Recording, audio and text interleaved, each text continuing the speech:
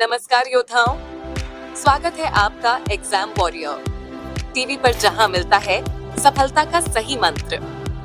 आज के इस वीडियो में हम लेकर आए हैं जनरल स्टडीज के 10 थोड़े कठिन लेकिन बेहद काम के सवाल, जो आपकी यूपीएससी, स्टेट पीसीएस, एसएससी जैसी सभी परीक्षाओं में बहुत मदद करेंगे। हर सवाल के साथ मिलेगा उसका सही उत्तर और पूरा एक्सप्लेनेशन, ताकि आपकी तैयारी हो एकदम टॉप लेवल की। तो तैयार हो जाइए दिमागी व्यायाम के लिए। चलिए शुरू करते हैं। प्रश्न 1। किस अधिनियम के तहत ब्रिटिश सरकार ने पहली बार भारत में द्वैध शासन प्रणाली लागू की थी? ए. 1858 का अधिनियम, बी. 1909 का अधिनियम, सी. 1919 का अधिनियम, डी. 1935 का अधिनियम। उत्तर सी. 1919 का अधिनियम। स्पष्टीकरण: मोंटेग्यू चेम्सफोर्ड सुधारों द्वारा लाया गया यह अधिनियम प्रांतीय स्तर पर द्वैध शासन प्रणाली डायरकी लागू करता है, जिसमें कुछ विभाग भारतीयों और कुछ अंग्रेज अधिकारियों के अधीन थे। प्रश्न 2। भारत के किस भूभाग में कावेरी डेल्टा स्थित है? ए. कर्नाटक, बी. आंध्र प्रदेश, सी. तमिलनाडु, डी. केरल।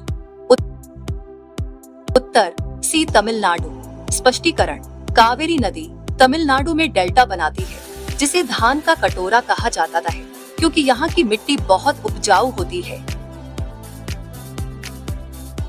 प्रश्न 3। कंप्यूटर में बायोएस का कार्य क्या होता है? ए. ऑपरेटिंग सिस्टम को रन करना, बी. हार्डवेयर को अपडेट करना, सी.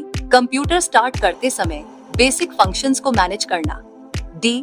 नेटवर्क को कॉन्फ़िगर करना। सही उत्तर सी.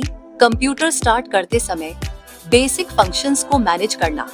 व्याख्या: BIOS basic input output system computer का एक फर्मवेयर होता है, जो स्टार्टअप के समय बेसिक हार्डवेयर कंपोनेंट्स जैसे रैम, हार्ड ड्राइव, कीबोर्ड को इनिशियलाइज करता है और उसके बाद ऑपरेटिंग सिस्टम को लोड करने की प्रक्रिया शुरू करता है।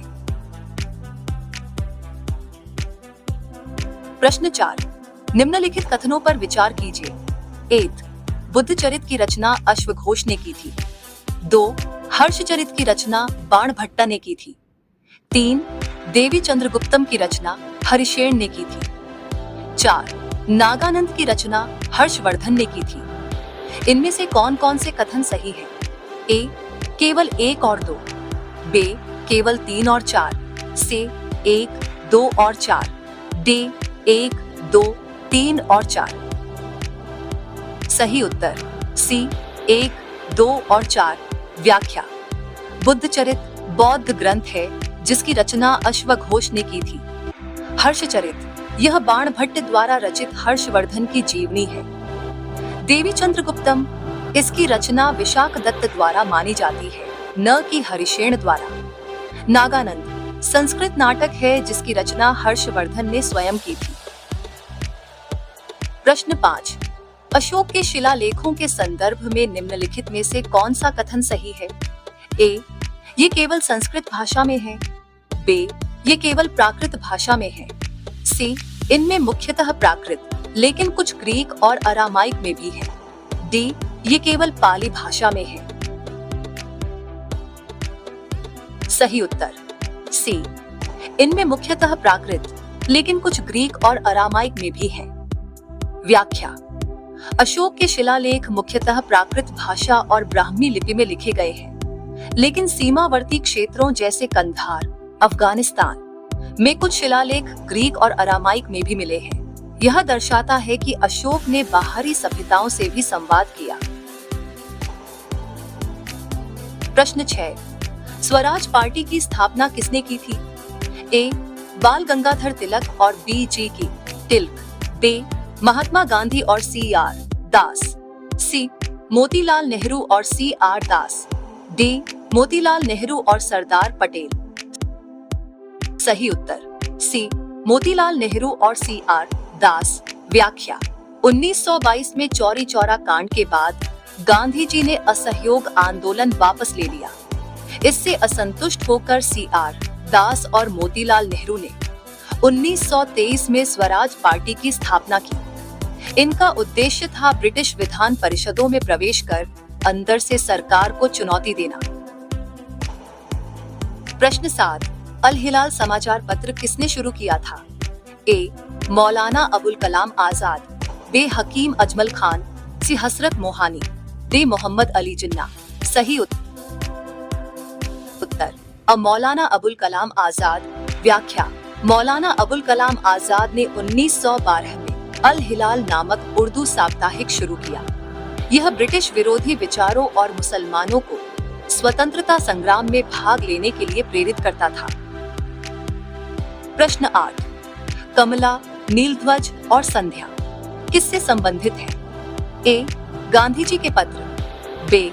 सुभाष चंद्र बोस द्वारा चलाए गए गुप्त कोड, सी. भारत में क्रांतिकारी साहित्य, डी. भारतीय महिलाओं द्वारा लिखित आत्मकथाएं। सही उत्तर सी. भारत में क्रांतिकारी साहित्य। व्याख्या: कमला, नीलध्वज और संध्या जैसे नाम क्रांतिकारी आंदोलन के दौरान प्रकाशित गुप्त पत्रिकाओं और साहित्य से जुड़े हैं, जिनमें ब्रिटिश सरकार के खिलाफ उग्र लेख छपते थे। प्रश्न 9, भारतीय राष्ट्रीय कांग्रेस के गठन का तत्काल कारण क्या था? ए. ब्रिटिश सरकार की भारत में राजनीतिक भागीदारी की नीति, बे. भारतीयों द्वारा एक राजनीतिक मंच की आवश्यकता, सी. एलन ऑक्टेवियन ह्यूम द्वारा एक मंच की पेशकश, डी. बंबई में आयोजित थियोसॉफिकल सम्मेलन। सही उत्तर डी. बंबई में आयोजित थियोसॉफिकल सम्मेलन। व्याख्या: 1885 में कांग्रेस की स्थापना से पहले बंबई में थियोसॉफिकल सोसाइटी का एक सम्मेलन हुआ था, जिसमें कई प्रमुख नेता उपस्थित थे। उसी मौके पर A.O. ह्यूम ने एक अखिल भारतीय राजनीतिक संगठन की नींव रखने का प्रस्ताव रखा। इसी कारण कांग्रेस की स्थापना हुई। प्रश्न 10, सूरत विभाजन, सूरत स्प्लिट 1907 में किस मुद्दे पर हुआ था? ए. कांग्रेस में मुसलमानों की भागीदारी, बे. क्रांतिकारी गतिविधियों का समर्थन, सी. गरम दल और नरम दल के बीच रणनीति का अंतर, डी. अंग्रेजों से पूर्ण स्वतंत्रता की मांग। सही उत्तर सी. गरम दल और नरम दल के बीच रणनीति का अंतर। व्याख्या: 1907 में सूरत में कांग्रेस अधिवेशन के दौरान बाल गंगाधर तिलक, लाला लाजपत राय, बिपिन चंद्र पाल, गरम दल और गोपाल कृष्ण गोखले, दादा भाई नौरोजी जैसे नरम दल नेताओं के बीच मतभेद हो गया, मुख्यतः आंदोलन की तीव्रता और रणनीति को लेकर। इससे कांग्रेस दो भागों में विभाजित हो गई। तो दोस्तों, ये थे आज के 10 दमदार सवाल जवाब और समझ के साथ। अगर आपने सभी के सही उत्तर दिए तो आप सही ट्रैक पर हैं। वीडियो पसंद आया हो तो लाइक, शेयर और सब्सक्राइब जरूर करें एग्जाम वॉरियर टीवी को, क्योंकि यहाँ हर वीडियो आपको एग्जाम जीतने की ओर एक कदम और आगे ले जाता है। नीचे कमेंट करके बताइए कि आपने कितने सवाल सही किए और अगली बार आप किस टॉपिक पर वीडियो चाहते हैं।